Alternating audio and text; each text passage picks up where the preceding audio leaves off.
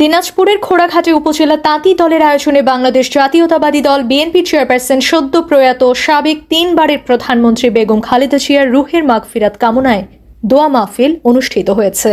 আজ শনিবার উপজেলার রানীগঞ্জ বাজার বিএনপির অস্থায়ী দলীয় কার্যালয়ে এই দোয়া মাহফিল অনুষ্ঠিত হয়। এতে উপজেলা তাঁতি দলের আহ্বায়ক শামসাদুল হক রিপনের সভাপতিত্বে ও সদস্য সচিব নাজমুস সাদাত বাবুর সঞ্চালনায় প্রধান অতিথি হিসেবে উপস্থিত থেকে অনুষ্ঠানে বক্তব্য রাখেন উপজেলা বিএনপির সভাপতি শাহ মোহাম্মদ শামীম হোসেন চৌধুরী।